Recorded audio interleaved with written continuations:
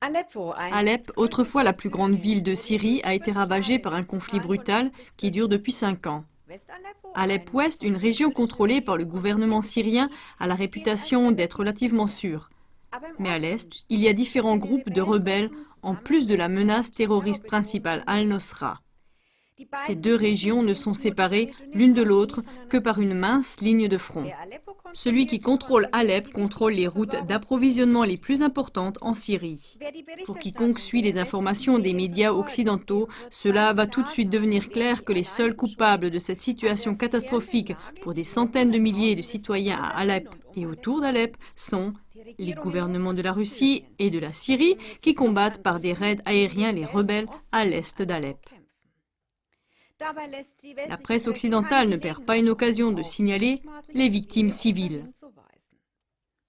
Ils estiment aussi que la seule solution est une zone d'exclusion aérienne qui interdirait les raids aériens russes et syriens. La Russie est mise également au pilori parce qu'elle a fait avorter par son veto le projet de résolution que la France et l'Espagne avaient déposé et qui prévoyait une zone d'exclusion aérienne dans la région d'Alep.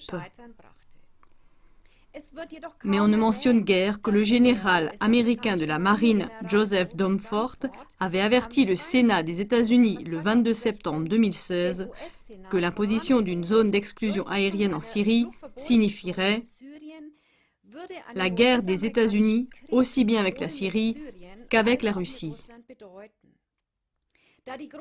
Puisque les grands médias occidentaux ne font guère autre chose dans le conflit syrien que donner des informations contre la Russie et contre Assad, nous voulons rendre compte dans cette émission de ce qu'ils cachent. À savoir les terroristes agissant de sang-froid qui contrôlent l'est d'Alep. Les États-Unis ont argumenté que la présence d'Al-Nosra à Alep-Est serait négligeable.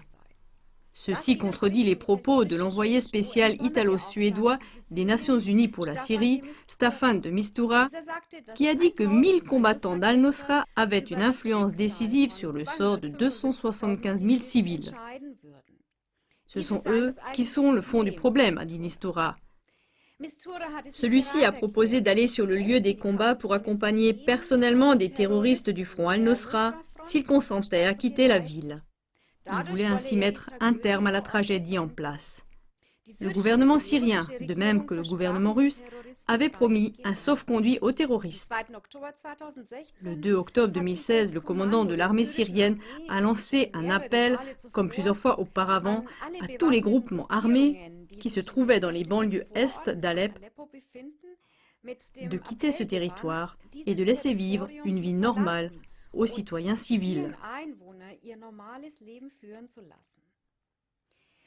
L'ancien ministre des Affaires étrangères italien Franco Frattini a dit « Sans aucun doute, si nous n'éliminons pas les bases qu'Al-Nosra tient toujours à Alep-Ouest, il sera impossible de soulager la souffrance de la population d'Alep-Est.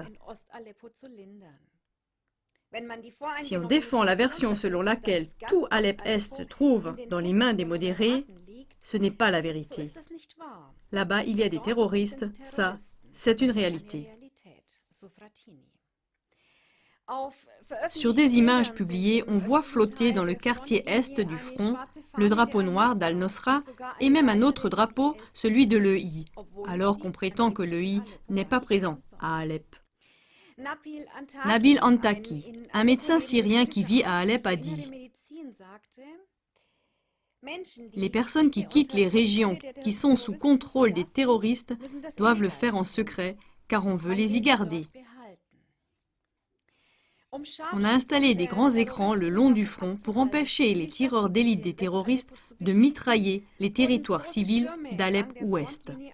Toutes les maisons sont voilées de draps pour empêcher que des tireurs d'élite tirent dans les maisons. Des témoins oculaires ont raconté que des tireurs d'élite des terroristes ne tirent pas seulement sur l'armée, mais aussi sur des civils, entre autres, sur tous ceux qui vont chercher de l'eau à un puits. Comme la chaîne de télévision internationale RT l'a relaté sur place le 6 octobre 2016, des terroristes d'Alep-Est ont attaqué avec des missiles le campus universitaire d'Alep-Ouest. 5 étudiants ont été tués, 5 autres se trouvent à l'hôpital avec des blessures graves. Il y a eu 11 explosions en tout, toutes à l'intérieur du campus universitaire. Et ce n'est pas la première fois. Tout laisse à penser qu'il s'agissait d'une attaque planifiée.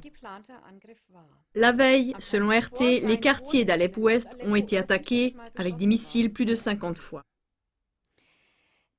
Ces exemples, qui sont dissimulés par les médias occidentaux, montrent où se trouve le fond du problème dans le conflit syrien. Mais il semble que les politiciens et les médias occidentaux n'ont guère intérêt à aborder le problème des groupes terroristes d'Al-Nosra ou de l'EI, ni à les combattre radicalement. À ce sujet, regardez l'émission en allemand « La politique belliciste américaine de plus en plus manifeste dans le conflit syrien ». Chers téléspectateurs, ne faites pas confiance à une information unilatérale. Allez chercher une autre opinion et jugez vous-même.